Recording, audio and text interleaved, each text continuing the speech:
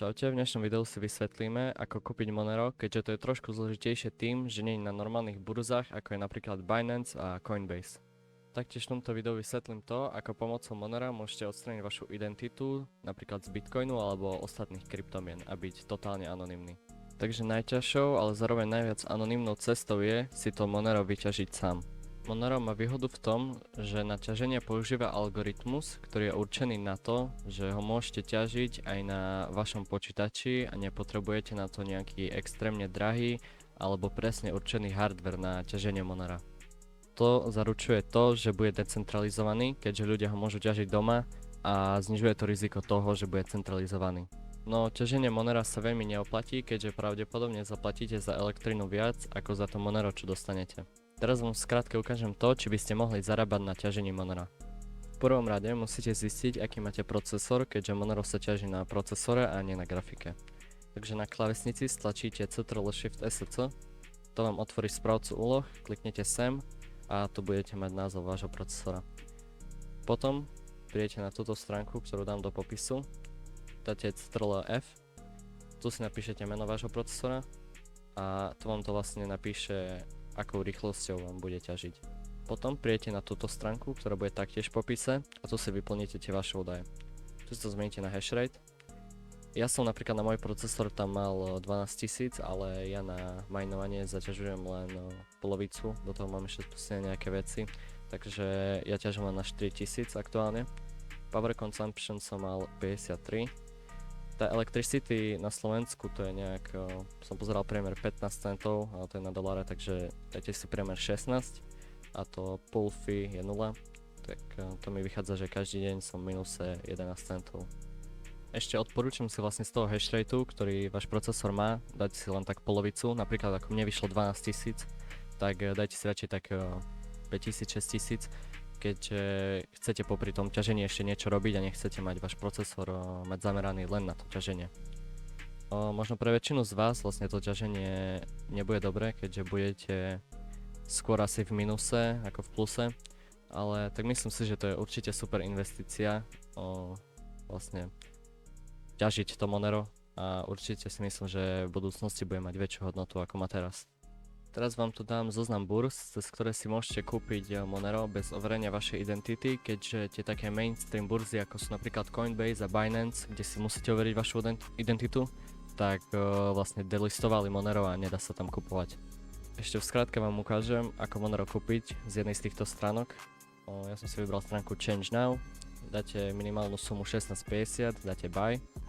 Ja to aktuálne kúpať nebudem, keďže na tejto stránke majú celkom zlý kurz, majú jedno Monero za 230 €, ináč to jedno Monero 190 €, takže z toho dôvodu to ja kúpať nebudem.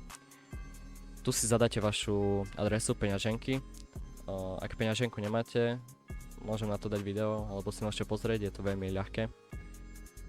Kliknete ďalej, vlastne vás to presmeruje a tu dáte to Visa a Mastercard, pretože ak dáte to Pay by Bank, tak od vás to bude chcieť identitu, nejakú občianku a také veci. Takže kliknete to. Tu si zadáte len nejakú, neviem, že či musíte dať vašu adresu alebo hociakú adresu.